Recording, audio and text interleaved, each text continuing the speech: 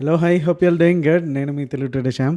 So, మనకి Friday markets చూసుకుంటే గనుక 43 పాయింట్స్‌తో నిఫ్టీ అయితే క్లోజ్ అయింది. అండ్ 223 పాయింట్స్‌తో బ్యాంక్ నిఫ్టీ, అలాగే ఫిన్ నిఫ్టీ, సెన్సెక్స్ ఇవన్నీ కూడా రెడ్‌లోనే క్లోజ్ అయినాయి. ఓన్లీ మిడ్ నిఫ్టీ ఒకటే కొంచెం ఫ్లాట్‌గా అయితే క్లోజ్ అయింది. అండ్ విక్స్ వచ్చేసి చాలా వరకు కూల్ ఆఫ్ అయ్యి ఆల్మోస్ట్ 17 దాకా వెళ్ళి కూడా మళ్ళీ అగైన్ 13.70 రేంజ్‌లోకి అయితే వచ్చేసింది. సో, ఈరోజు వీక్లీ అనాలిసిస్‌లో భాగంగా మన నిఫ్టీని వీక్లీ టైమ్ ఫ్రేమ్‌లో అలాగే బ్యాంక్ నిఫ్టీని అలాగే సెన్సెక్స్ని కూడా చూద్దాము. అలాగే ఢిల్లీ ఎలక్షన్ రిజల్ట్స్ ఏవైతే ఈరోజు వచ్చినాయో, so already exit polls predict చేసినట్టే బీజేపీ అయితే చాలా వరకు మెజారిటీ వచ్చేసింది.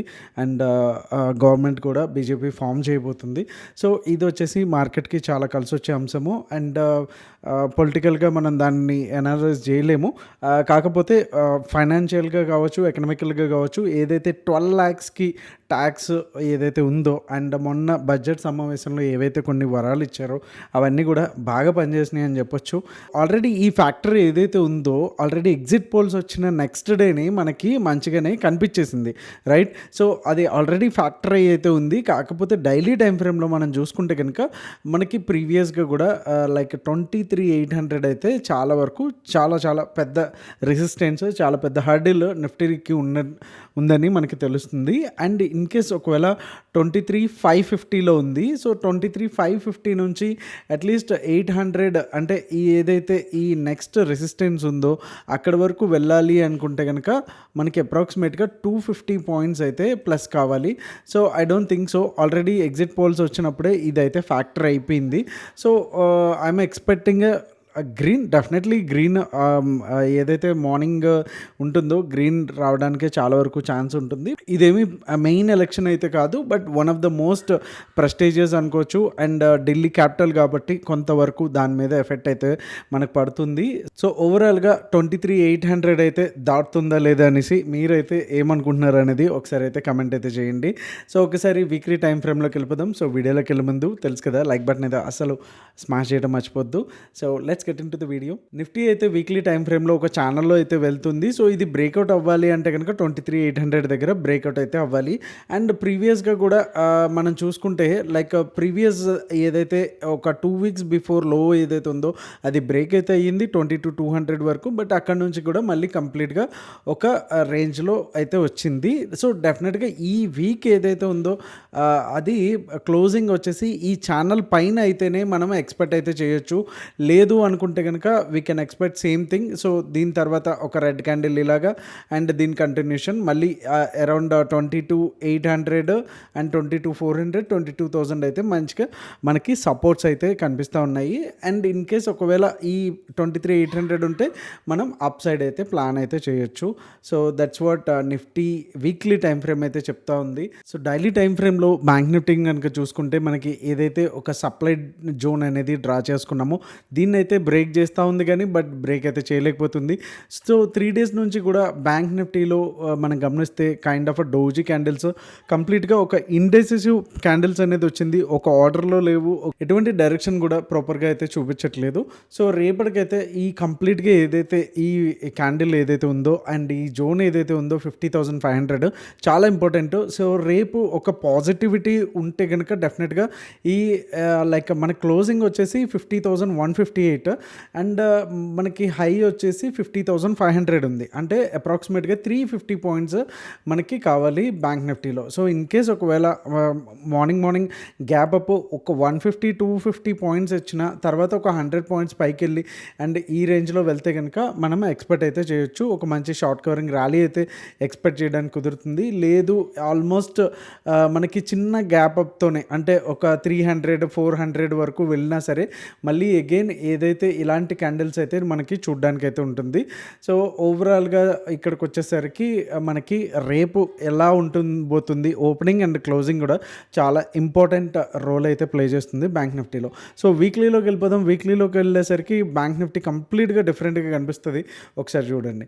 సో ఏదైతే వీక్లీలో మనకి సప్లై జోన్ ఉందో అక్కడ వరకు కూడా మంచి సాలిడ్గా గ్రీన్ క్యాండిల్సే ఉన్నాయి, ప్రీవియస్గా కూడా ఉన్నాయి, కానీ బట్ రిజెక్షన్ అయితే మనకి టాప్ లెవెల్లో చూడడానికి అయితే ఉంది. ఉంది. సో ఇక్కడ కూడా సేమ్ కైండ్ ఆఫ్ రిజెక్షన్ అయితే మనకు వస్తుంది.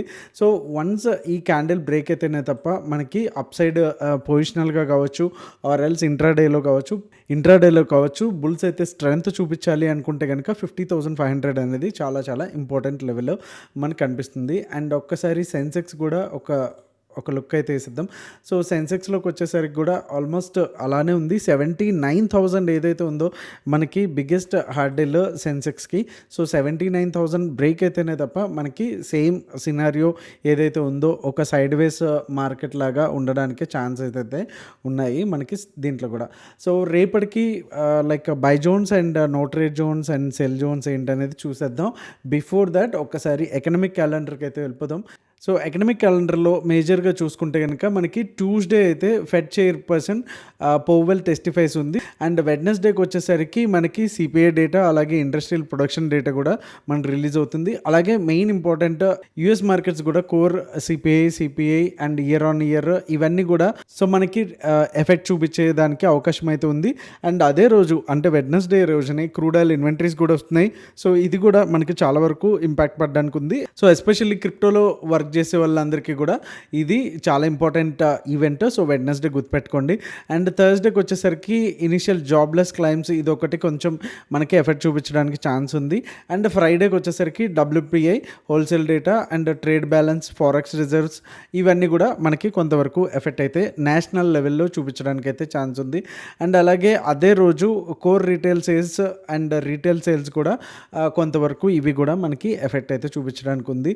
సో ఓవరాల్గా చూసుకుంటే వెడ్నెస్డే అండ్ ఫ్రైడే కూడా మనం కొంచెం జాగ్రత్తగా ఈ ఈవెంట్స్ని కొంచెం దగ్గర నుంచి మనం అబ్జర్వ్ చేసుకుంటూ దాని అవుట్కమ్స్ ఏ విధంగా ఉండబోతున్నాయి అనే దాన్ని బట్టి మనం ట్రేడ్స్ అయితే ప్లాన్ చేసుకోవడం better. So let's start with Nifty. So నిఫ్టీలోకి వచ్చేసరికి 23,660 అయితే నేను తీసుకోవడం జరిగింది. అండ్ ఆల్మోస్ట్ ఈరోజు ఏదైతే మనకి ఈ లెవెల్ వచ్చేసి చాలా కీ లెవెల్, అలాగే ఈ లెవెల్స్ కూడా మనకి రెసిస్టెన్స్గా ఎంత ఇంపార్టెంట్ జోన్లో ఉన్నామో మనకి తెలుస్తుంది.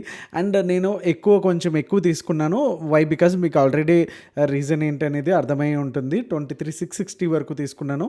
అండ్ డౌన్ సైడ్ వచ్చి 23,559. ఓకే, ఎందుకంటే ఇన్ కేస్ గ్యాప్ అప్ అయితే కనుక ఇక్కడ నుంచి ఒక రిజెక్షన్ అనేది ఒక రౌండ్ ఆఫ్ సెల్ ఆఫ్ అనేది రావడానికి ఉంటుంది.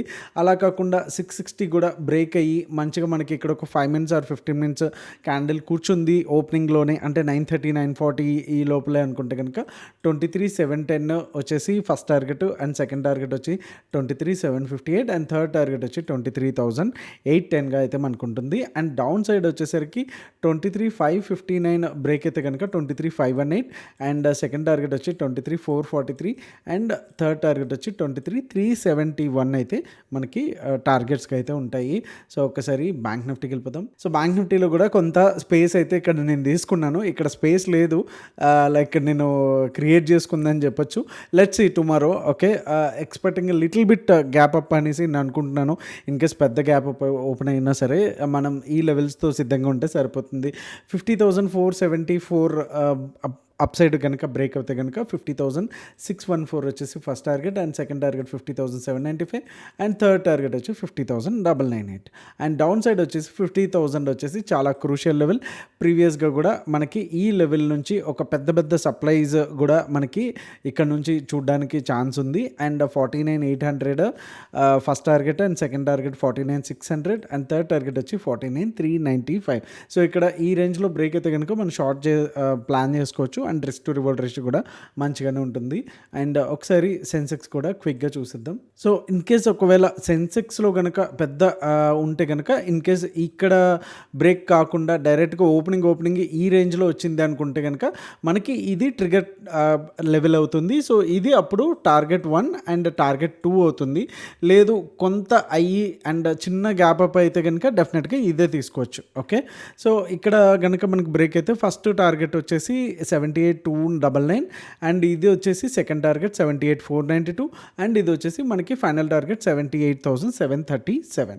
ఓకే, అండ్ డౌన్ సైడ్ వచ్చేసి 77,684 మనకి డౌన్ సైడ్ అయితే కనుక ట్రిగర్ అయితే మనకి టార్గెట్ 1గా 77,481 అండ్ సెకండ్ టార్గెట్ వచ్చి 77,182 అండ్ థర్డ్ టార్గెట్ వచ్చి 76,798గా అయితే మనకి ఇక్కడ మనకి ఫైనల్ టార్గెట్స్ అయితే కనిపిస్తున్నాయి. ఇంకా ట్రేడర్స్ అప్డేట్ చూసుకుంటే కనుక మనకి ఈ వీక్లో అంటే ఒక 1 2 3 4 5 డేస్ ట్రేడింగ్ అయితే అయ్యింది. ఓవరాల్‌గా 144 పాయింట్స్ అయితే మనకి రావడం జరిగింది. మనకు తెలిసిందే కదా! సో, ఈ 3 డేస్ కూడా కంప్లీట్‌గా రేంజ్ బౌండ్‌లో ఉండడం జరిగింది.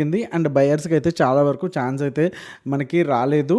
అండ్ ఇంకా 3, 4 వీక్స్ ఉన్నాయి కాబట్టి హోప్‌ఫుల్లీ మనకి డిసెంబర్ అండ్ జనవరిలో ఎలాంటి రిజల్ట్స్ అయితే వచ్చాయో ఈ మంత్ కూడా అలాంటి రిజల్ట్స్ రావడానికే ప్రయత్నం అయితే చేద్దాము.